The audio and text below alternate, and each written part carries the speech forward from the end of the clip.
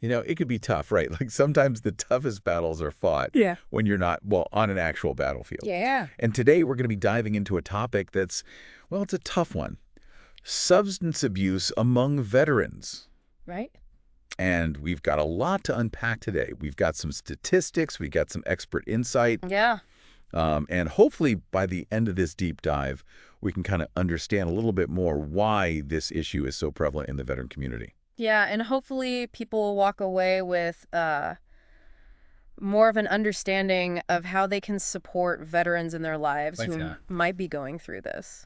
Yeah, and I think it's a good idea to start with maybe some of these statistics. One that really stopped me in my tracks when I was doing research for this was that 75% of Vietnam combat vets, right, diagnosed with PTSD also struggled with substance abuse. Yeah. That's 3/4. It's a staggering statistic. And that's not even to mention that over 10% of veterans seeking treatment were there specifically for heroin. Right. And if you compare that with the civilian population, the rates are they're astronomically higher among veterans. Wow. It's just really important to remember that behind these statistics are real people, Right. With real stories and real struggles. Yeah, and I think it's really easy to get lost in the statistics, and we forget that those are human lives. Exactly. So what makes veterans more susceptible? Is it the trauma of combat, or is there something else going on? Well, I think it's a combination of factors. Okay. Trauma definitely plays a significant role, particularly PTSD. Imagine going through experiences that, most of us can't even fathom. Witnessing horrific events, losing comrades, constantly fearing for your life. Mm-hmm. These experiences, they leave these invisible scars. Right. And PTSD, it can manifest in so many ways. It could be anxiety, it could be nightmares, flashbacks, emotional numbness, difficulty sleeping. So it's like their mind and their body are still stuck in survival mode even though they're home. Exactly. And here's where it gets really interesting from like a scientific standpoint. Right. Trauma can actually change the brain's reward system. Wow. Making individuals more susceptible to addiction.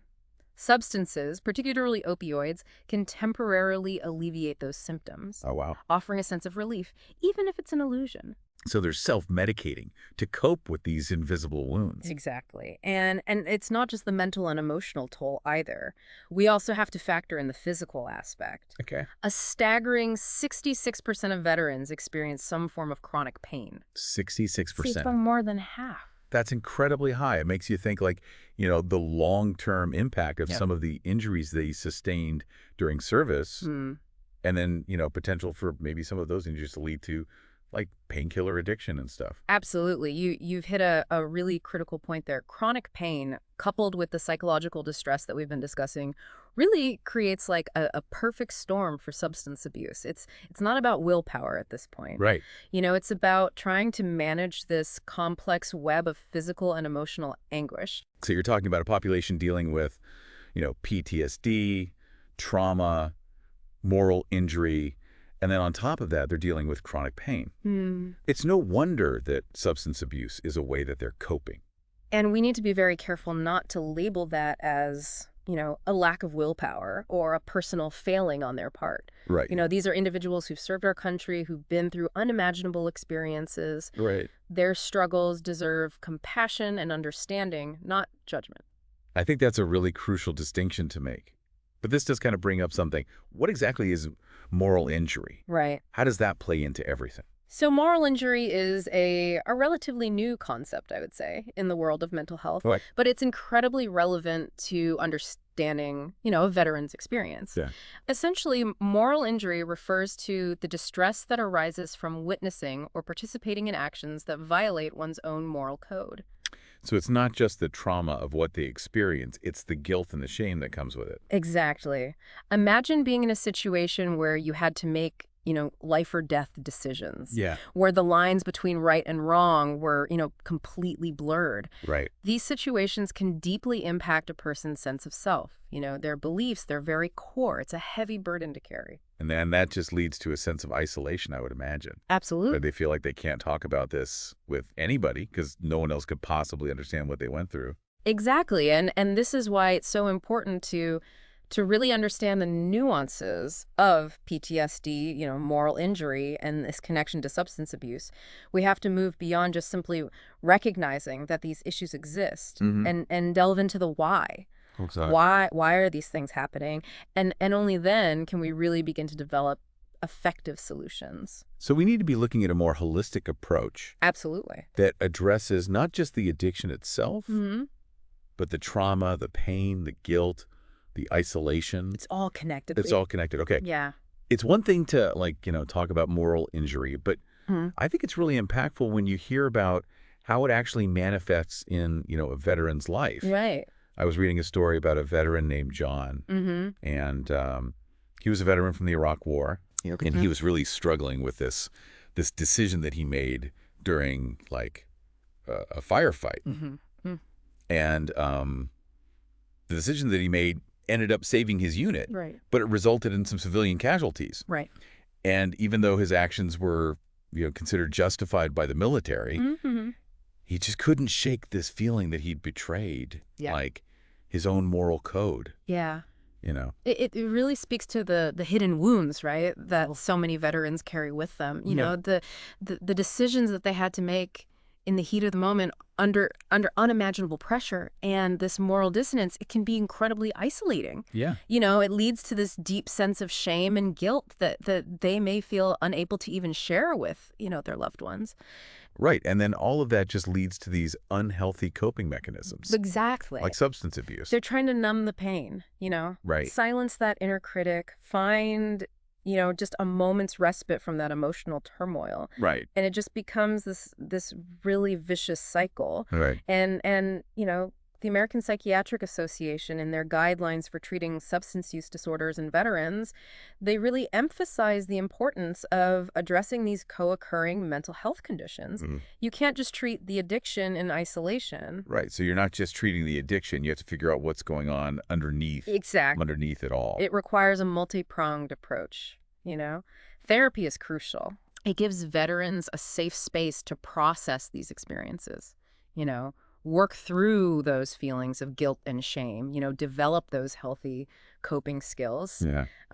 Cognitive behavioral therapy, CBT, for example, Okay. that's shown a lot of promise in helping veterans kind of reframe negative thought patterns and manage their reactions to those triggers. Right. And that makes a lot of sense. But, what about the physical aspect of everything? Right. We were talking about chronic pain being such a problem in the veteran community. Yeah, absolutely. And then how that can lead to, painkiller addiction.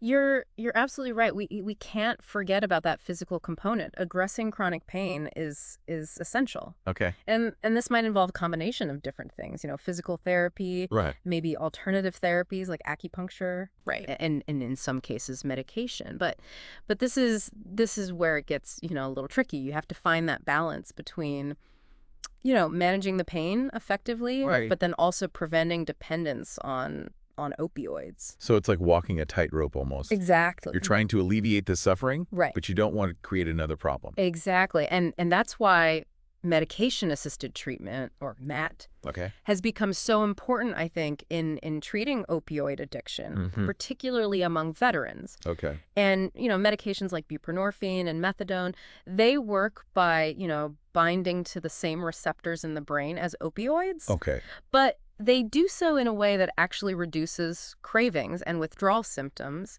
without producing that same euphoric effect. So it's not about taking one drug for another. Right. It's more about using the medication to stabilize and then allowing them to work through all of the things that are going on. You're exactly right. It gives them a fighting chance to really address those underlying issues, those root causes that are driving the addiction in the first place. Okay. And that makes sense. But I would imagine there's still a lot of stigma Oh, absolutely. surrounding med. Oh, huge stigma. Yeah. People might see it as a crutch, right? Or they worry that it's just, you're just trading one addiction for another. Right. Right. But it's important to remember that, addiction, it's a complex brain disease. It's not a moral failing. Right. And for some individuals, Benny can be a life-saving intervention. Right. It can provide that stability and that support they need to really reclaim their lives. So it sounds like one of the keys here is to approach this holistically. Absolutely. address the physical and the mental aspects when it comes to addiction. Okay, so then what about the support system? Right. What can families, friends, loved ones do Right. to support veterans who are struggling? That's a great question. And that's where we shift from, the medical and the therapeutic to the deeply personal. Okay. The support of loved ones is absolutely crucial. Okay. But it's a very delicate dance. Right. Families often struggle with feelings of helplessness, Yeah. anger, sometimes even resentment. They want to help, but they don't know how. Right. They might be tempted to enable the behavior unintentionally, Right. especially if they're seeing their loved one in pain and they just want to make it stop. Right. They just want to fix it. Exactly. Exactly. And that's why education is so important. Okay. Families need to educate themselves about substance use disorders. Okay. Understand the signs and symptoms, Yeah. learn how to set those healthy boundaries. Right. And just as importantly, they need to prioritize their own well-being. Okay. It's got to be tough, for families to deal with that. It really is. And it's easy to feel overwhelmed when you're trying to support someone who's struggling with addiction, especially when it's, intertwined with the invisible wounds of war. It's a lot. But it's important to remember that no one has to go through this alone. The VA offers, a whole range of resources, specifically tailored for veterans, who are struggling with substance abuse and for their families too. Right. We're talking about individual therapy, group therapy, medication-assisted treatment programs. They even have vocational rehabilitation services Oh, wow. to help veterans kind of, reintegrate into civilian life. The vocational rehab, that's an interesting one. I feel like that doesn't always come up Right. when we talk about these things, Right. but it makes a lot of sense, to have that purpose, Yeah, absolutely. a sense of direction. It can be so powerful, when you're trying to rebuild your life, and the VA recognizes that, finding meaningful employment can really boost self-esteem, Right. provide structure, Yeah. and ultimately reduce the risk of relapse. Oh, okay. So they have these programs in place that can help with, like, figuring out what their skills are, Yeah. what they might want to do, and then like job placement and all of that. Yeah, they help veterans identify their skills, explore career paths, Right. and they help them, connect with potential employers. That's amazing. Yeah, it's really incredible work that they're doing. So going back to like the family support, right? Mm-hmm. We talked about, setting boundaries, which is, I'm sure, a difficult thing to do. Yeah. So what are some things that families can do? Well, it's tricky, right? Because it's different for every family. Right. There's no one-size-fits-all answer. Right. But I think a good starting point is really just open and honest communication. Okay. Express your concerns without judgment. Okay. Let your loved one know that you're there for them, Right. that you love them unconditionally, Mm-hmm. but you're not going to enable their self-destructive behavior. So support, but not enabling. Exactly. Okay. Can you give like an example? Yeah, absolutely. So let's say, you have a veteran who's struggling with alcohol addiction. Instead of, making excuses for their behavior or covering up for them, a family member might say something like, hey, I love you. I'm here for you. I'm really worried about your drinking. I want to support you in getting help. I'm willing to go to counseling with you, but I'm not going to buy you alcohol or pretend that this isn't happening. Wow. That's a really good example of Right. like, setting those boundaries, but then also still showing that you're there and you care. Exactly. It's about setting Yeah. those firm boundaries with love and compassion. Yeah. But it also really highlights the importance of self-care for the family members as well. Yeah. Because, it's emotionally draining to support someone through addiction. Right. Because you're so worried about the person who's going through it. Yeah. You don't always think about what the people around them are going through. Exactly. And family members, they need to prioritize their own well-being too. Right. And that might mean, going to therapy themselves, joining a support group, or even just setting aside some time for, self-care. Yeah. Remember, you can't pour from an empty cup.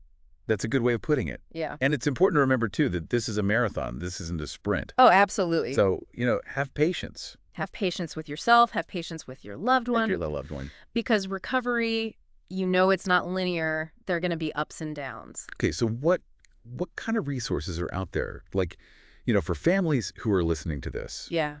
veterans who are listening to this, where can they go for help?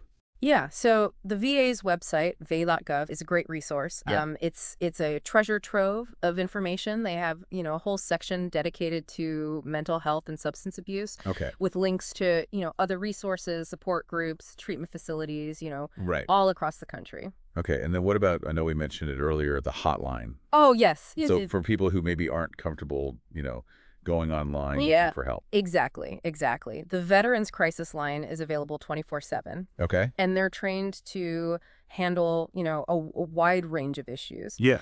from substance abuse and suicidal thoughts to, relationship problems and financial stress. Wow. The number is 1-800-273-8255. Okay. And you can actually even text them Oh, wow. at 838-255. We'll be sure to include all of that in the show notes as well. Perfect. So, we've talked about a lot today We with have substance abuse in the veteran community, and it's heavy stuff. it is heavy stuff, but you know what? There's hope. Mhm. And if there's one takeaway that I really want listeners to leave with today, Okay. it's this. No one has to struggle alone. Mm-hmm. If you're a veteran who's struggling with substance abuse, or if you love someone who is, please reach out. There is hope. Yes. There is help, and recovery is possible. I love that. That's such a great message to end on. Yeah. And, I think for anybody listening who maybe isn't directly affected by this, I think it's important to remember that, even the smallest act of kindness can make a world of difference. So, reach out to veterans in your community or, support organizations that are helping them. Right. Because their battles don't end when they leave the battlefield. That's right. And let's work together, to Yeah. create a society that truly honors their sacrifices Mm. and supports them on their journey to healing and wholeness. Beautifully said.